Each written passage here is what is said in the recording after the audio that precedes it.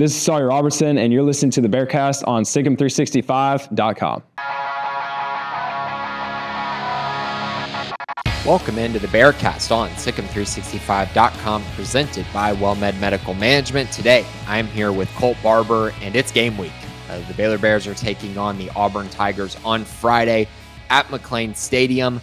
Should be a lot of fun. I know this has been a very anticipated one on both sides. Like, the conversation has been great between Baylor fans and Auburn fans and the media. I just think there's a lot of hype around this game, and it should be a lot of fun, a lot of different storylines for us to kind of follow and cover. And for the first time in a long time, Baylor's playing a truly meaningful season opener, which hasn't really been commonplace for the program. Yeah, I mean, these are great games to have. Now, do you want to play Auburn SMU back-to-back?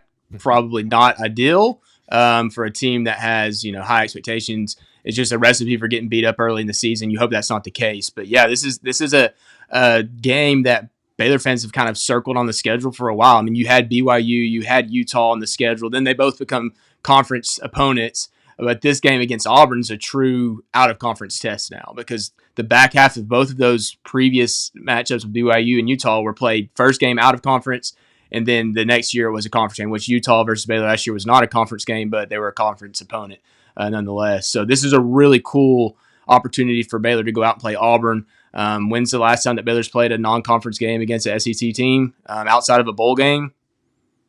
I don't know. When was it? It's been a while. Yeah. Baylor, this is a good opportunity for Baylor, and it aligns pretty well. I would say, like, you look at those BYU games, which Baylor won the first one, the Utah games, the Duke games. When Baylor went into those series, they were really in transition years, and it was difficult. This year, Baylor has a team that should be pretty good, and this aligns pretty well for playing an Auburn team that has anticipations of their own for the season. Absolutely. So as far as the opponent that Baylor's going to face, this Auburn team went 5-7 last year, a very disappointing year for the program. They're 11-14 in the first 2 years under head coach Hugh, really trying to turn things around, though. They attacked the transfer portal very hard, had a top 10 transfer portal class, which was deserved. They have some really, really intriguing pieces that they've added. Last year, their big problem was they didn't score enough points.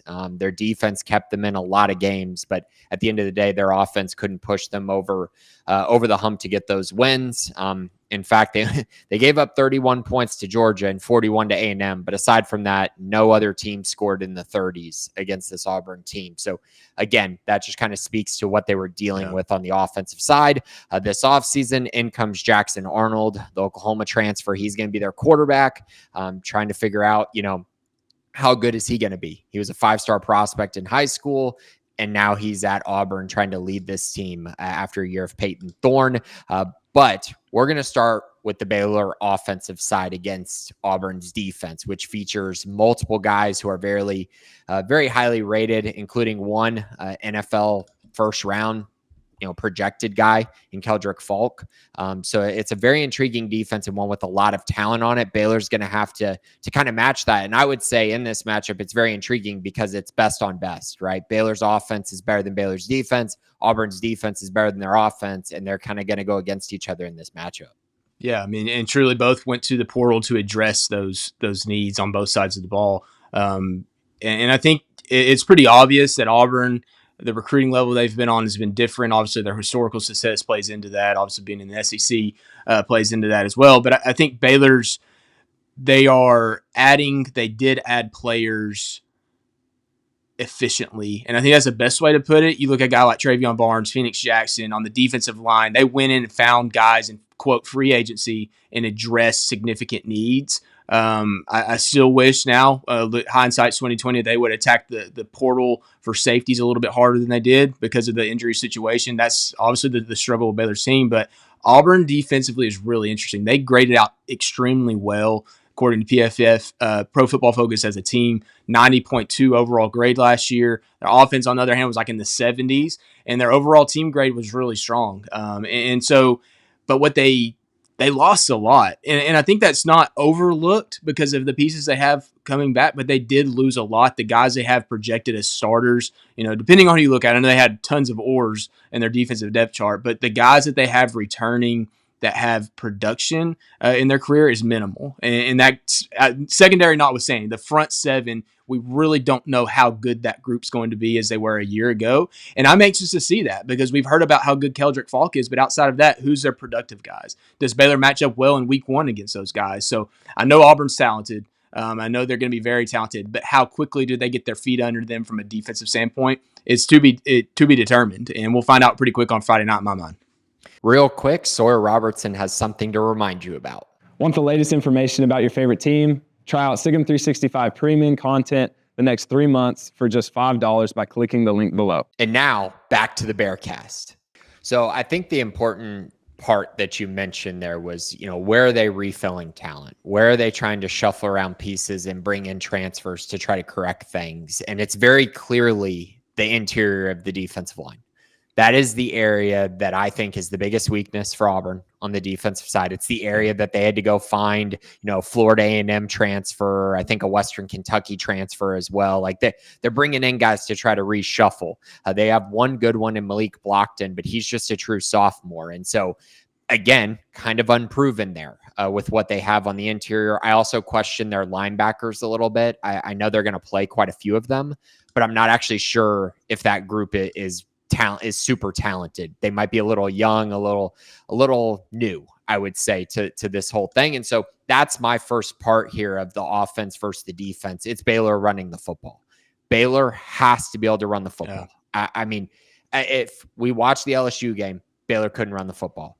We watched in 2019, Baylor face Georgia, couldn't run the football. Like, there have been these games against these kind of really talented teams. I mean, even honestly, the Ole Miss game in the Sugar Bowl, Baylor did not run the football to the level that they had ran the football that season. And I know Gary was hurt and that maybe played a little bit of a factor in it, but they did not. And the holes were not what they were against those other teams. And so now you're facing another SEC opponent.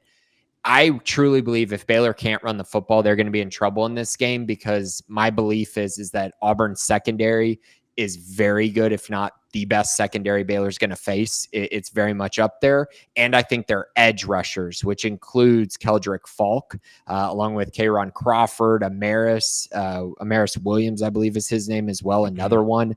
They got three guys who I am just like terrified of if Baylor is in these, 3rd and 8+ situations. I don't think that bodes well for the Bears. Yeah, I mean, and that's the matchups that you want to watch for Baylor, Big 12 team with an offensive line that is experienced, but how good can that group be? And I know we talked about the LSU game last year, and that was running the football. Obviously, we know Bryson Washington went out early. Dawson Pendergrass was your main running back, but that was a game they also missed Michael Trigg and as well as Kelsey Johnson. And Kelsey didn't play the entire year, but they needed those three guys in that particular matchup. Trigg specifically, because of everything that he opens up. I think his value in the run game is is dismissed a little bit. He's a good blocker, but it's also the way he can take linebackers and safeties away from the box because of his athletic ability. So in this matchup, I think he's key to playing this Auburn front. Very talented linebackers, highly recruited guys across the board at the linebacker position for Auburn. And how are they utilized? And edge rushing, I'm like, even Hugh Freeze mentioned this in his press conference. How do they take us out of pass rushing looks? You can be scared of those guys, and the quickest way to get rid of those is to run the football and have a quick passing game. You can take those guys off their game pretty quick, and I trust Jake Spavital to understand that. But then it's also about making plays in the pass game, and who's making plays. Can you get the ball where it needs to be? Can your guys make defensive backs miss one-on-one tackles? You have to put the pressure on that secondary to hold up for an entire game, in my mind. And then you also have to run the football against that interior of that Auburn defensive line. So I'm really, based on the LSU game last year, I think this is a great barometer for Jake Spavital's offense. We know what happened in the LSU game. Now you get Auburn week 1 and say, okay, how big of a step did we take? We're going to know out pretty quickly, because I feel like this Auburn team will be at a different motivation level than that LSU team was last year. Baylor will have more key pieces that are back for this game. Obviously, you don't want Bryson Washington to get hurt, but we're going to find out pretty quickly how big of a jump that Jake Spavital's offense can take. And it's not necessarily all about production and yards per play and points. It's how efficiently can you operate, because Auburn should have a pretty good defense, and I'm anxious to see them. Absolutely. I think when we looked at Baylor last year, they got hot down the stretch and played their best football late and ran the ball extremely well late. Now, that also coincided with playing some of the worst defenses on the schedule. And the one bad game they had in there, they actually faced a good defense in Houston and only scored 20 points. So that is a question, right? Because yes, everything changed, and a lot of it was Baylor getting better, Baylor changing, making adjustments, bringing in Sidney Fugar to start left tackle. Like, there were things that were done, but it doesn't change the fact that a lot of that production came against bad defenses. And so now you look at the other teams that they played on that schedule, whether it's Colorado or Utah or BYU or LSU at the end of the year, the run game was not the same. And so that is a part of this. I know they missed Bryson Washington in that bowl game, but still, again, the holes weren't there like they were against some of those other teams. It wasn't easy running the football against those teams. I think Sawyer Robertson not being able to use his legs was also a factor in those things as well. But it is interesting because I think in this matchup, if Baylor can run on Auburn, I think you got to be feeling pretty good that Baylor's going to run on most teams in the Big 12, with maybe one exception here or there. But I think it would bode very well, even though I do think Auburn's weaknesses are at linebacker and on the interior of the defensive line. So in theory, they should be able to run the football, but easier said than done against the talent they're going to see.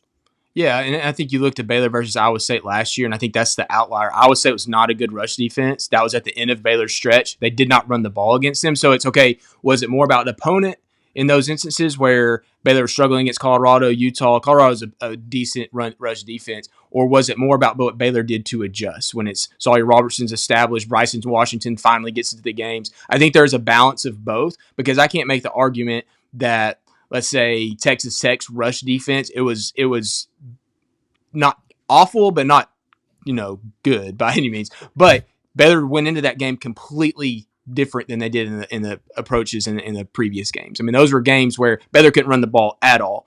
So I think there's that give and take of what was really the reasoning behind it. And, maybe Baylor can't come out and run the ball against Auburn. I feel decent about them running the ball against them. And, Jake Spavital is going to have something up his sleeve in this game. He's not going to go out there and just say, hey, let's screw it and just do exactly what we put on film. What changes do they have? Can they go out there and establish a run pretty early? And how much better is Bryson Washington? I mean, he was a redshirt freshman last year that we hadn't seen. So how does he take that next step? We know he's added weight, but what does he go out and do in his game that makes him a little bit better? And then, like I mentioned, schematically, what twists do they throw out there in this particular game? Because they're not going to go out there, and this isn't Samford game one. They're going to have to make adjustments pretty quick, and I don't think they go into the game without already making adjustments.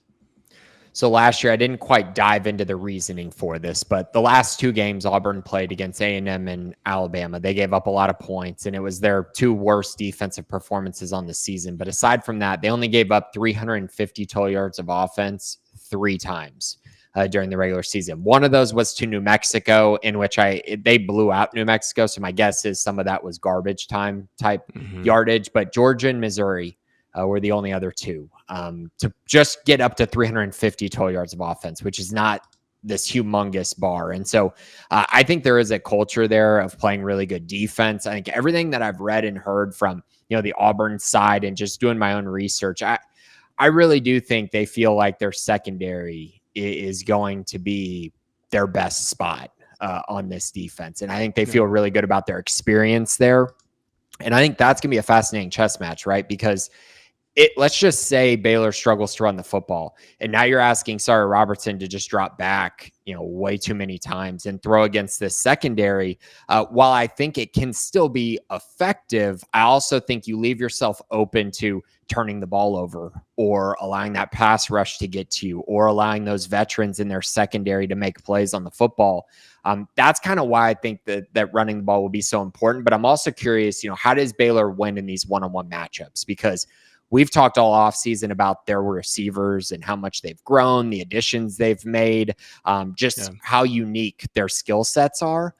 they're going to be challenged in a very unique way, I think, by this Auburn secondary. And also important to remember that Baylor's been going against their own secondary, which has its own problems, as we've kind of talked about during the offseason. And so I'm curious how they adjust and how they kind of step up to that kind of competition. And Sawyer as well, who's going to get challenged by, I think, a pretty unique secondary compared to what they're going to face this year. Yeah. And I guess, throwing the football schematically, I think because we see so often offenses like this, regardless of one-on-one, matchups, these offenses have tendencies of doing really well regardless of opponent. And that's it, when it comes down to winning games, is how can you run the football and can you do these in the red zone? And Baylor's going to have to do those things. So one, we go back to how we're throwing how Baylor's throwing the football running the football throughout this game. If you're doing it successfully, you feel better about your pass game. You kind of just mentioned that, but then it's red zone. If you're moving between the 20s against Auburn, what are you doing to win battles where you feel like or Auburn feels really good about their individual defensive lineman matchups, their linebacker matchups, and their cornerback safety matchups? So if they feel like they have the advantage in all of those, how are you taking advantage yourself? I think Baylor has playmakers, and I know that, no one necessarily wants to talk about a guy like Michael Trigg, but he's a massive weapon that some teams just don't have that run these air raid stops offense. And the ability to throw the ball in the red zone to a guy like that, how is he utilized? And then is it truly, do we just spread you out to run the football when we get in the red zone? The field is shrunk, but Baylor has so many options to go to, 3 of them very proven in the passing game. And I think Ashton Hawkins, Josh Cameron, they've done it enough that you feel good as Baylor gets down there. Now, we don't know until the game starts, but if there's truly as much depth as we believe there is at the receiver position, I think Baylor sets up pretty well regardless of how high-end talent Auburn has. Because truly, unless you're just an elite defense, how often do offenses like this get shut down entirely? And we could see it. We could absolutely see it on Friday. But this is the reason that you have schemes like this, is to take advantage of lesser talented teams. And I think Baylor's a more than capable team talent-wise. And I think they have a scheme that matches it as well. That's interesting. You might be tipping your hand here that you think this might be a higher scoring game. I don't know. I think I feel like an Auburn reporter in that it really depends on Jackson Arnold. We're about to talk about their offense, but that's, to me, how do you feel differently? Their whole season's kind of predicated around that decision. How does he play? Why not just start with game 1? And that's where we ultimately end up. Definitely could be. Okay, let's move to the other side of the ball.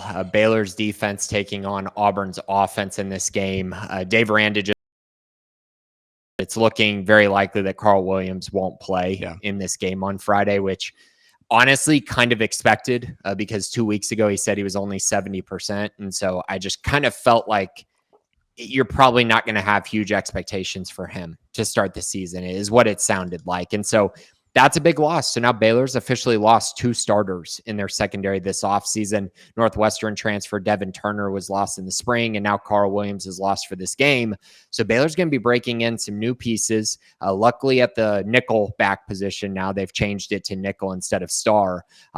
You have an interesting group. You got some veterans with DJ Coleman and Kendrick Simpkins who will try to replace him. At safety, you got Oregon transfer Tyler Turner, who appears to still be in a position battle with Jacob Redding and Chris Wokema. I would expect Tyler Turner to get the start there, but we'll see kind of how that shakes out. But I would say in general, that is a huge concern. It was my biggest concern in the offseason, and now it is officially the biggest concern heading into the first game of the year.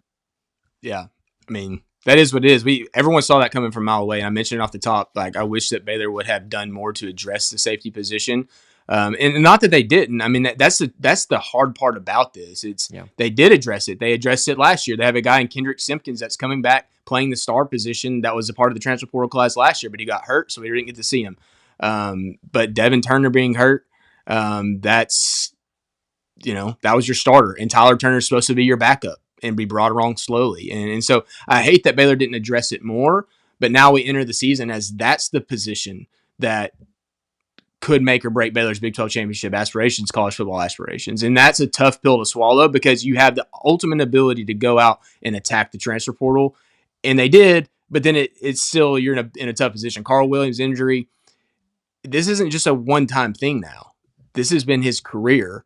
He's never played over more than 500, 400 snaps in a season. And that's, and I hate to like pinpoint and say that should have been done differently because that's hindsight 2020. But you loaded up at a lot of other positions. Like, why not take an extra guy? And maybe they felt like they were just return on investment wasn't worth it, but they didn't take a star. They took two deep safeties, and you're banking on a guy that hasn't been healthy to be healthy, and now he's out. That's difficult for me to swallow. It is for me as well. I would say that there just wasn't anything available when they could have looked. And I know you could say, well, they should have taken a star right after the season, but that might have been a little bit of one of those, okay, but if you take a star, now you're taking away from another position. Yeah. And so it's just one of those give and takes. Yeah, and it also says maybe they felt Kendrick Simpkins was a guy that could have moved on, and they said, hey, he's a better option in our eyes. He knows the defense. And instead of going out to the portal again, we're going to return him, and he's basically an extra portal addition. We didn't get to see him last year, so maybe that's how they feel, and that could very well play into there's nothing else out there. Let's keep Kendrick. He knows the scheme, and now he's going to be relied upon in game one. Yeah, and DJ Coleman got the start in the LSU game and actually played well, and so there's a path for him too. So maybe that's why you're like, oh. It's tough to lose Carl because we just continue to hear all these amazing things about how good he is. And now, he's going to be out in this game. Losing Devin Turner is not something you could foresee. You kind of brought in Tyler Turner to replace Corey Gordon, who left to Louisville, and now he's starting. And so that's just where things are now. Right. And unfortunately for Baylor, you're about to face the best receivers you're going to face all year. Now, you might not be facing the best quarterback you're going to face all year, but you are going to face the best receivers. And this group is absolutely loaded. Cam Coleman, their true sophomore, he's going to be a first-round pick probably in the NFL draft, not this year because he's got to stay one more year, but he will be whenever he leaves. Ultra talented. I mean, he flashes all over the film for them, even with bad quarterback play. And then they went out and got Eric Singleton, the number 1 wide receiver transfer in the portal from Georgia Tech. Very fast, very quick. He's going to be a problem for Baylor because he's going to be playing the slot, I think, a lot. And he is a just absolute weapon. And then one guy who most people don't really talk about, but Hugh Freeze mentioned him. I've been seeing his name pop up a lot this offseason as well. Horatio Fields, another transfer that they brought in. Yeah. Another very good player. And he might end up being the player that, you watch on Friday and it's like, man, that guy's making a lot of plays and you weren't really expecting it. So a very good group. They also have Malcolm Simmons. I mean, just in general, this receiver core is absolutely loaded. One of the best in the country and the best in my eyes that Baylor's going to face all season. Yeah, I mean, it reminds me, we've had this discussion before. It reminds me a lot of TCU's receiving room last year and just the depth that it had. It seems like they just every time Savion Williams obviously lined up everywhere for that team, but Jack Best, Savion Williams, JP Richardson, Eric McAllister, all those dudes had size too. And I think that was a really overlooked, like, man, you put that receiver core on a lot of teams. You put them at Ohio State, that's a pretty good receiver core, even with their standard. And Baylor has faced talented receiver. You look back to last year at Iowa State, and this is right up there. This Auburn group is right up there with them. I don't think they have the overall, statistical career production. Obviously Singleton does, but the depth of this group is impressive. Horatio Fields is listed as an OR on their depth chart, which like everybody was listed as an OR on their depth chart.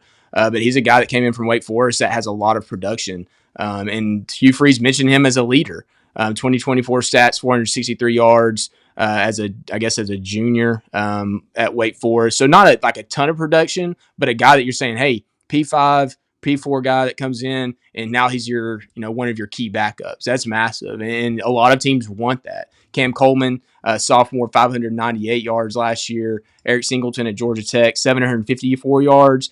2023, 14 yards at Georgia Tech. And that was an offense that I watched quite a bit of, and he always stood out. So when you saw him get landed in the portal, I loved watching Haynes King for that Georgia Tech team. So I always tuned in to watch him, and he was a guy that always stood out. But you see him get added to Auburn in the offseason, and as a Baylor fan, someone that covers Baylor, you're watching and saying, dang, they got another one. Malcolm Simmons, obviously 451 yards, 3 touchdowns last year, and also another young guy, sophomore. So it's an interesting dynamic because you have really talented guys that have produced, but we also haven't seen how good they can really be. So it's like, okay, which of these guys take that next step? Who becomes their true number one? Is there an alpha of that group? I mean, signs point to Eric Singleton, but he's been beat up too. Hugh Freeze said in his press conference today that, or on Monday, that he's been dealing with these injuries, and they feel like he's coming along, that unless he has a setback, he'll be ready to go. But is he 100% in this game? Interesting storyline to keep up with as we go into that game on Friday. Yeah, I mean, Singleton's really good, but I think Cam Coleman is the alpha of this group. I mean, for a true freshman to put up nearly 600 yards receiving with bad quarterback play in the SEC, I think he is very, very special, like a very special, just a cerebral player. And that's one of those things where, like, I get flashbacks to that Georgia game that Baylor played in 2019, where Baylor had this really good defense all year, and then George Pickens just shows up, and it's like, well, they played good cornerback room. Jamison Houston played great all year, and there's just no way he's stopping George Pickens on this day. And so there is some fear of that. Eric Singleton, I think Bud Elliott of the Cover 3 podcast mentioned that Eric Singleton was a guy that a lot of schools really valued and kind of wished that they would have been able to land him. So for Auburn, they're getting, again, the best transfer portal receiver in the country, according to many rankings. And obviously it could be arguable, but he's very, very good. And honestly, he plays the position that is the most worrisome for Baylor, the slot. Baylor hasn't been able to cover the slot for 4 years now. Yeah. I mean, it's just been a nightmare for them trying to cover that group. So the receiver position obviously stands out. I think now is probably as good of time as ever to talk about Jackson Arnold, the former 5-star prospect, a guy who many hoped were going to be the guy that was going to bring Oklahoma football right along into the SEC and play really well and give them kind of this alpha quarterback. And it didn't work out. And they put him in bad positions, I would say, with their offensive scheme and just kind of how they built talent around him. But he didn't play good enough. And that was very apparent. He got benched. I mean, it just is what it is. And so now he's at Auburn, was a very highly coveted quarterback in the transfer portal. And really, in my eyes, their whole season is going to come down to how good is he, because if he's a top 5 quarterback in the SEC, then Auburn might win the SEC. I think you could almost say, oh yeah, they will definitely be in it. If he's a middle of the pack quarterback, then you could see Auburn finish, 6-6, 7-5. And it really wouldn't surprise anyone with how tough their schedule is. Yeah. And so I go to this question, and we're in the off season. We're trying to preview a game. No one's played. Jackson Arnold hasn't played. We haven't seen these receivers play together at Auburn. And obviously we haven't seen Baylor's defense. So how much better can Jackson Arnold be than Peyton Thorne? I mean, I think that's the question because that's the variable outside of losing a really good running back.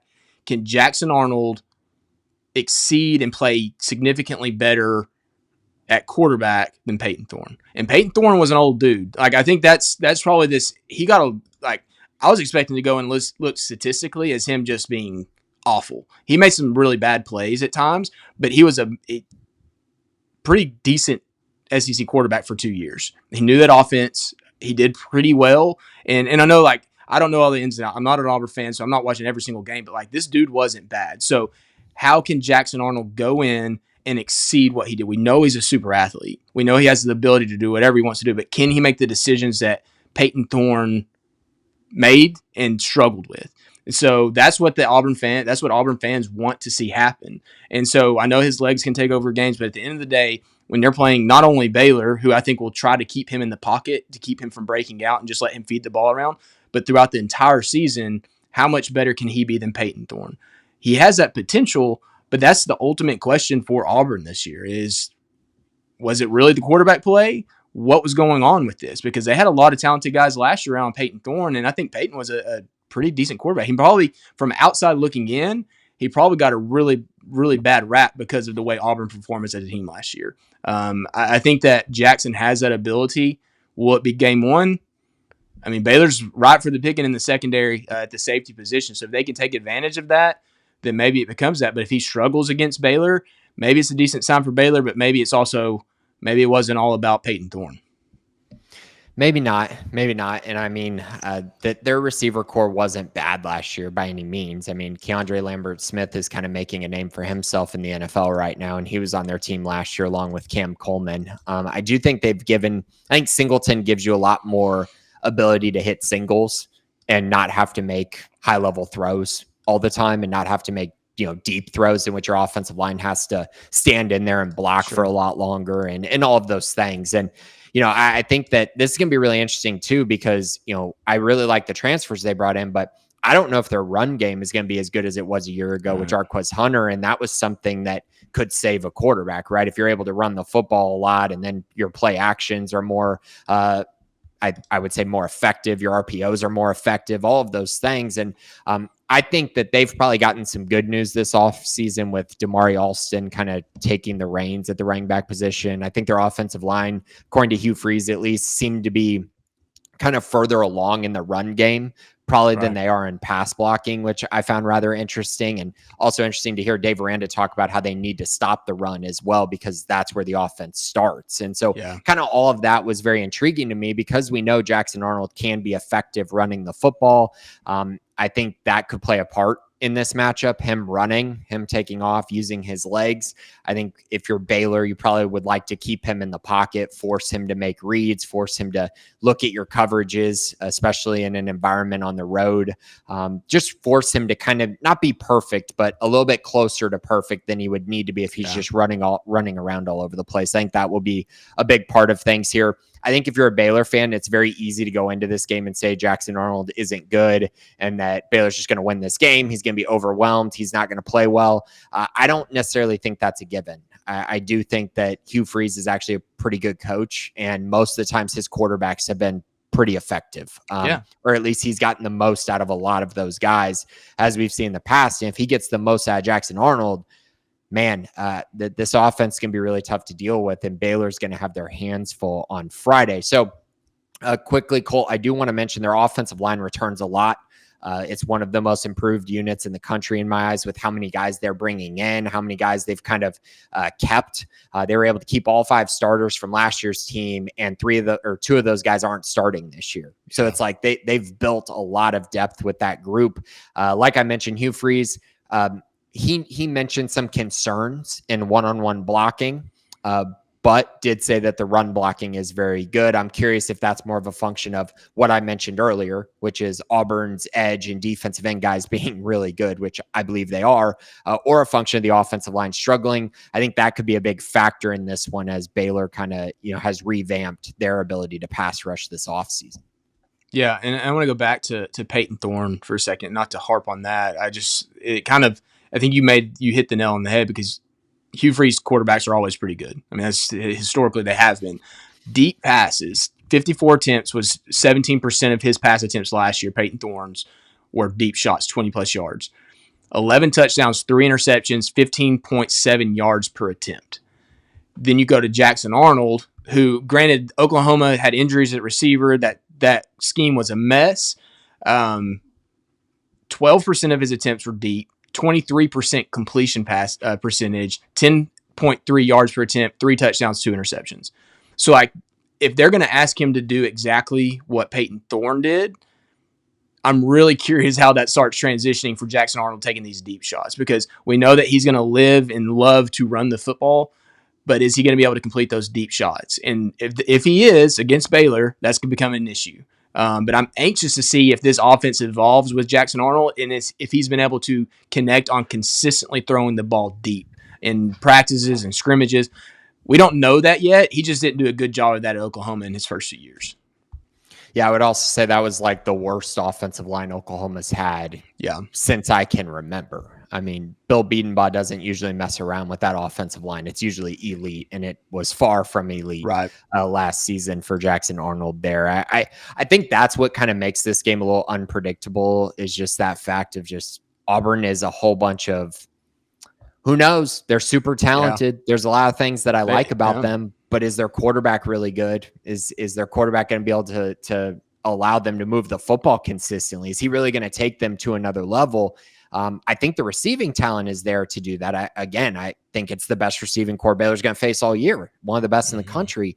But if you don't have a quarterback that can deliver the ball accurately and consistently move the chains and consistently be on time with his throws and not turn the ball over and be accurate, it'll be a problem, because that's the area where Baylor can struggle, is if a quarterback's very accurate and continually picking them apart and getting first downs. Because what we've seen from Dave Aranda is he's perfectly content with giving up first downs. He's perfectly content with giving up yards. It's just when they get to the red zone, it's like, now you got to get stops. Now you got to get off the field. That's what it's kind of been for Baylor under Dave Aranda. They've been perfectly willing to do that for multiple years now, and I don't really expect that to change too much. Do you have anything else you want to mention on Baylor's defense against Auburn in this matchup?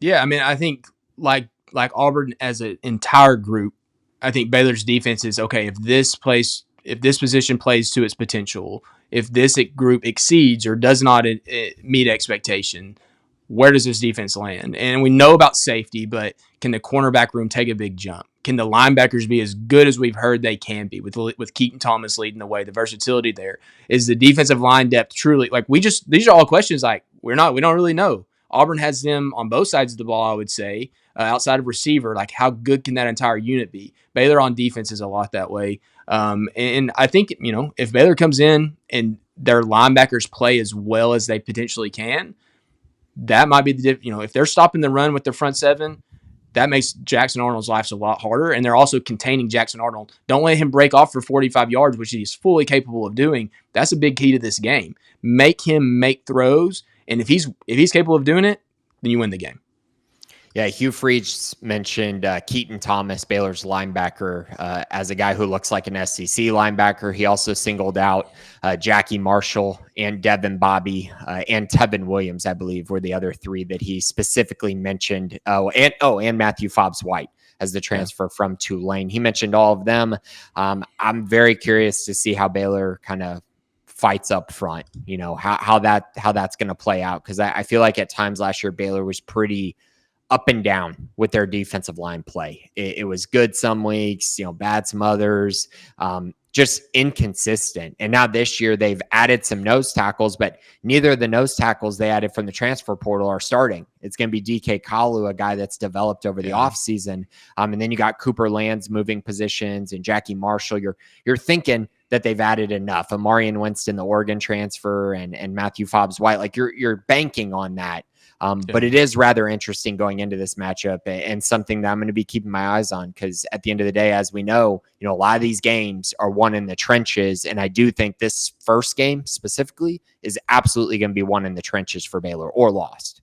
Yeah, and let me follow that up briefly. I know we need to move on to our predictions, but I think the nose tackle piece was so big the last few years. Baylor has depth there now that you're not playing guys that are 285 pounds of nose tackle, and that would be a death knell in this game. To me, if you don't have size at nose tackle like Baylor did in the last few years, you go into this game, that's an issue. Baylor has that now, and that's a big part to their puzzle for Dave Aranda and his defense. It is. Yeah, last year they had Linus Noel, and he came along. It took him a little bit, but once he got going, it definitely changed some things for their defensive front. Okay, Colt, so we're going into this game. It's Friday night. How are you feeling kind of going into this one? What's your prediction on Baylor versus Auburn?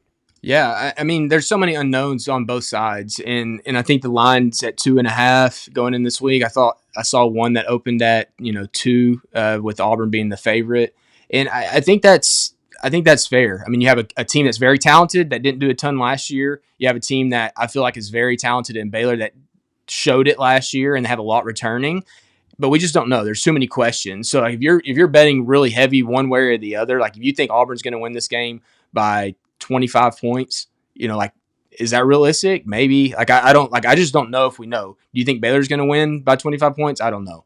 And that's kind of me rambling to say I don't really know which direction this game's going to go. I like Baylor at home in this atmosphere against an Auburn team has a lot of pieces that need to come together. I think Baylor has the least amount of pieces that need to come together. I think they have more,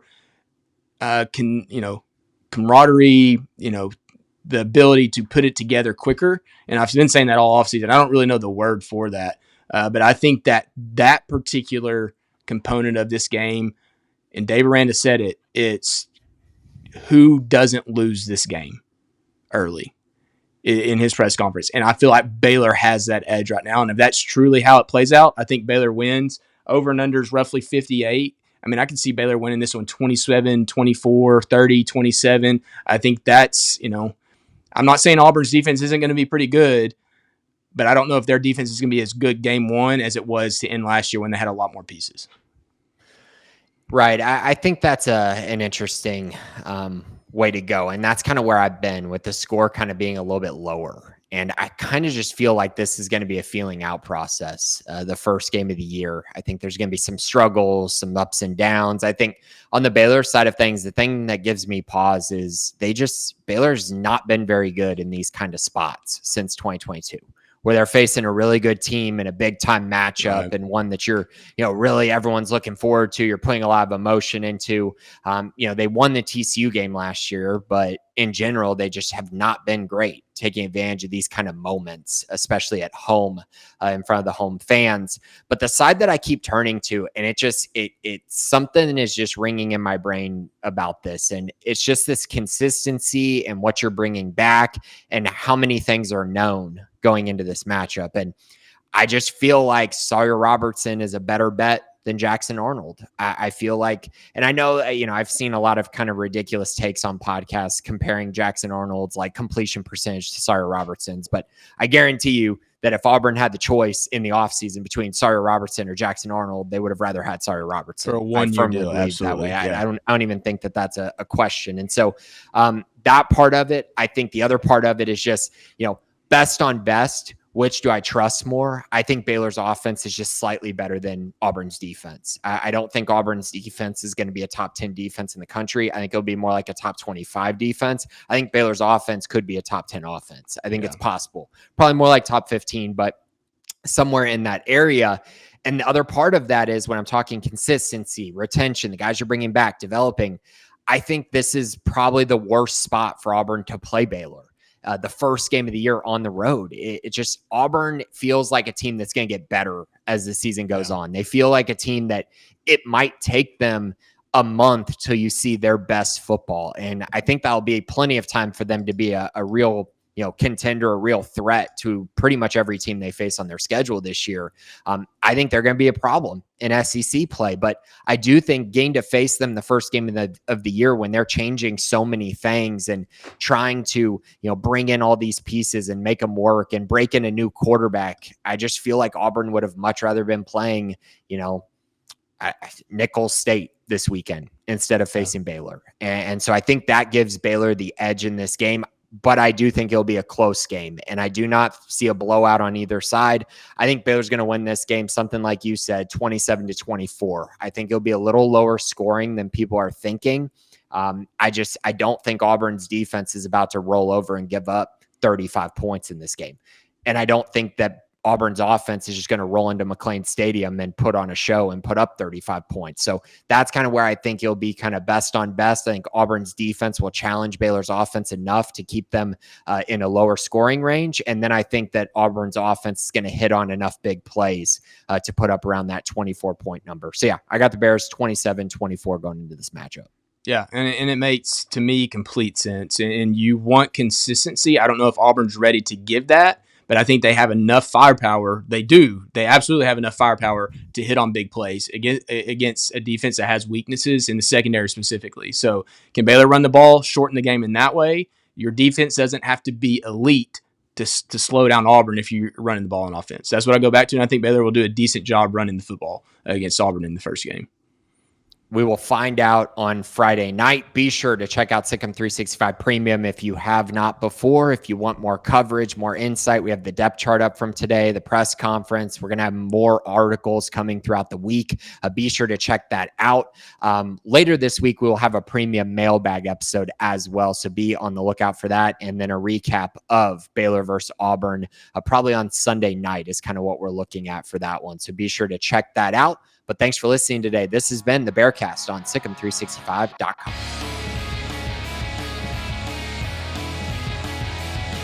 Join Sikkim 365 Premium on a $1 for 1 month trial to read our experts' notes and insights. Know about high school commits, off-season transfers, coaching staff changes, and so much more before the rest. Also, download the Sikkim 365 app on your iPhone today to get instant notifications of breaking news, read up on the latest inside info, easily interact with other Baylor fans on our forums, and get alerts for anything published by your favorite staff members.